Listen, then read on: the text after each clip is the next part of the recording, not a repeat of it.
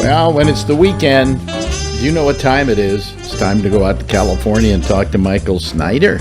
Find out all about the moving pitches. Hello, Michael.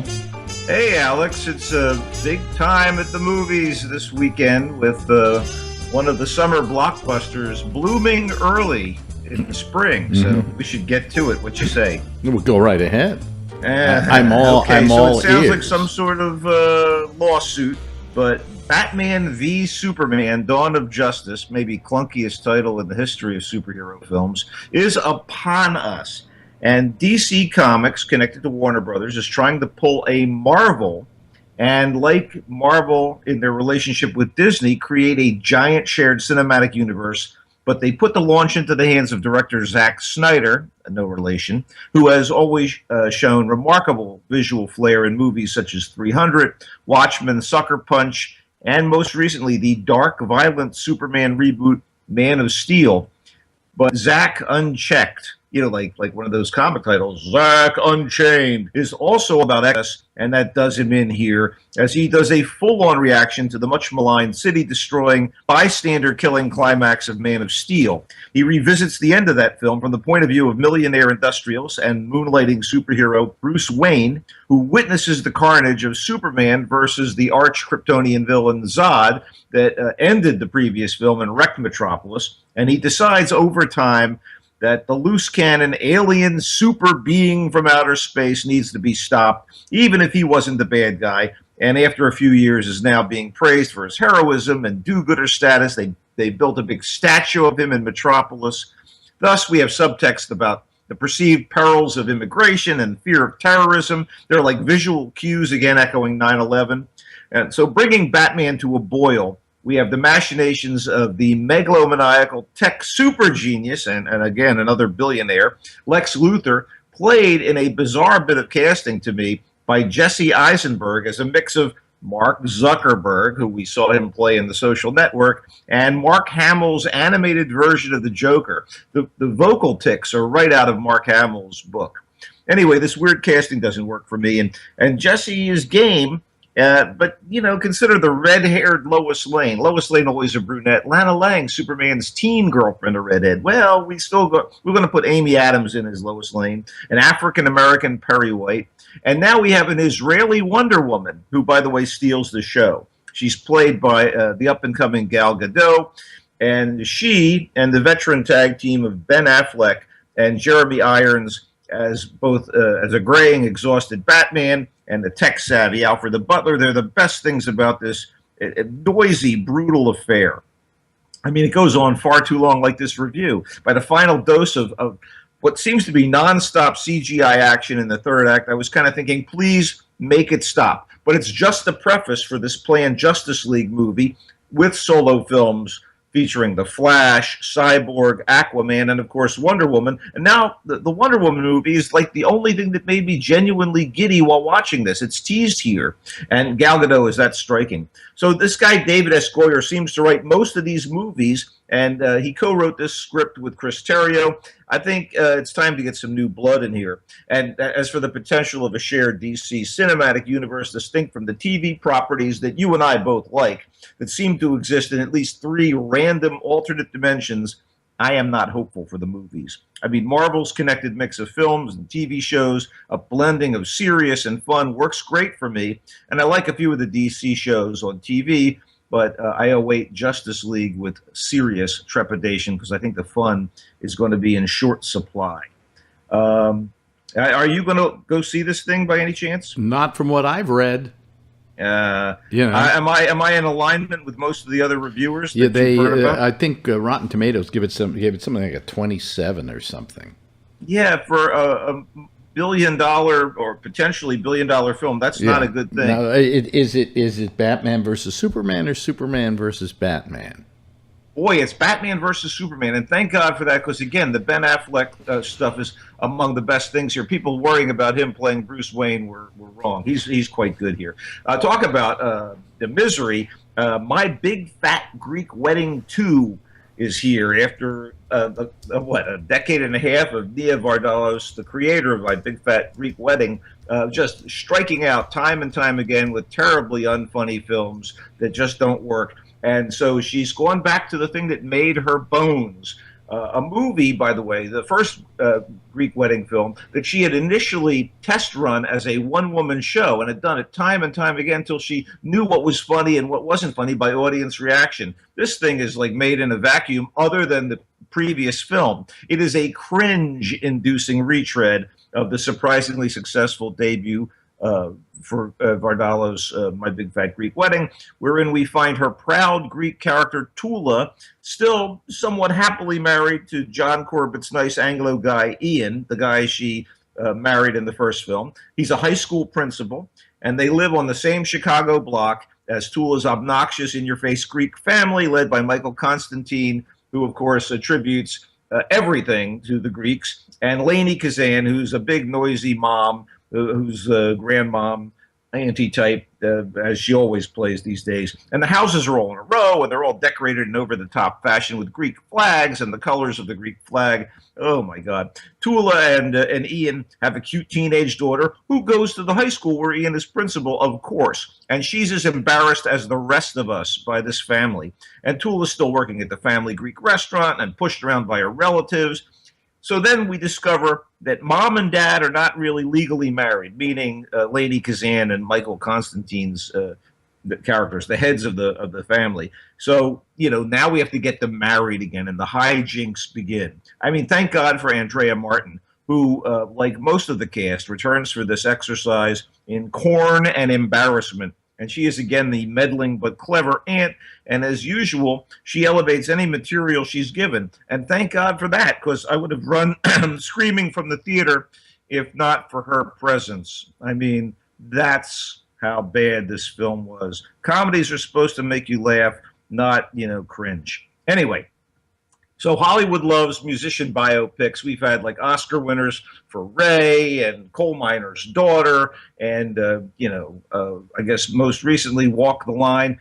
And they're back with three of them this month, and two of them are coming out this weekend. Born to be Blue is about Chet Baker, and although he isn't a household name today, this trumpet player's phrasing and laconic, intimate vocal delivery were integral to the rise of like West Coast cool jazz back in the 50s. And he recorded a bunch of critically acclaimed albums, was moving into the Hollywood scene with a part in a 1955 film, which I think was entitled Hell's Horizon, when his career and his life began to go off the rails because of drug addiction. So Born to be Blue is a kind of a strangely constructed, willfully theatrical, kind of surreal account of Baker's life done by a Canadian screenwriter and director named Robert Boudreau.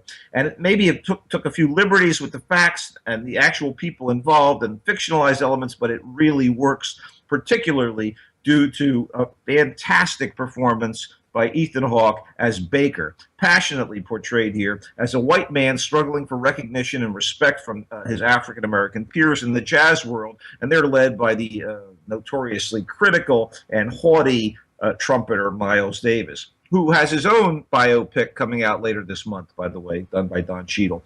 In Born to be Blue, as in reality, Baker is a victim of self-destructive behavior, even the love of a good woman in the form of an actress played by Carmen Ejogo, and she's great, by the way. And that actress becomes his lover, and she can't save this character, Chet Baker, from himself. He earns jail time and other tribulations.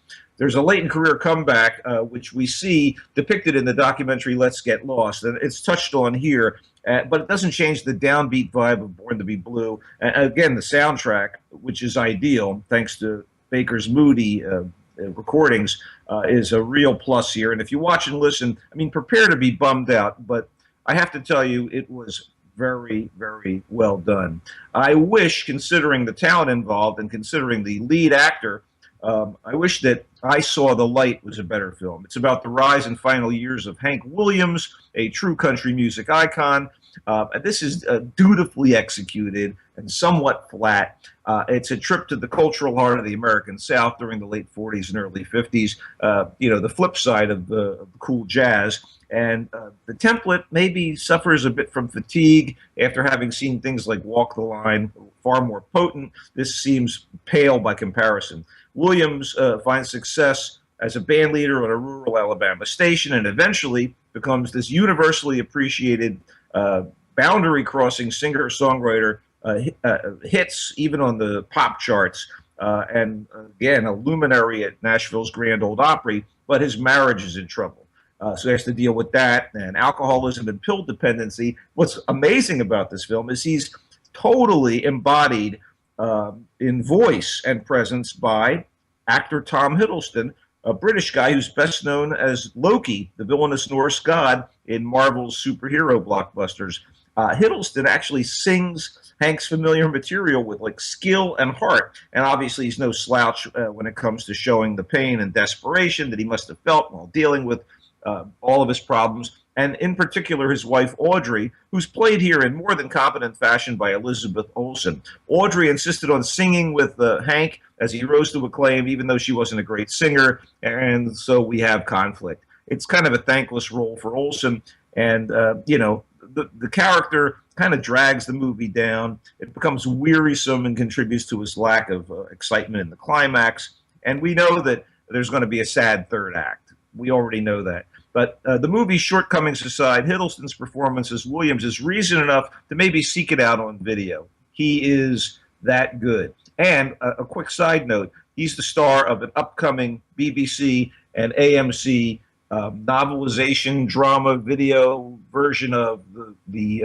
book by John le Carré, The Night Manager. Well, the Night Manager, I've seen the whole Night Manager. Yeah. And I'm telling you, when it comes on AMC, you cannot miss this. This may be one of the best television shows ever. It's totally, I followed your lead on this. It was stunningly good. And everybody in that adaptation is great. It's 6 episodes, I think. It is, you're on your seat excitement. And also, I got to tell you, it's so beautifully shot and shot in all these exotic locations. It makes like the James Bond films kind of fear for their, their status. Actually, I can't believe though that that's the same guy that plays Loki on Vikings. And he's so good as Hank Williams. It's heartbreaking that he doesn't have a better script and picture around him. That's how good Tom Hiddleston is. And let's not forget, speaking of the Night Manager, let us not forget Hugh Laurie as the Heavy. He is. Yeah.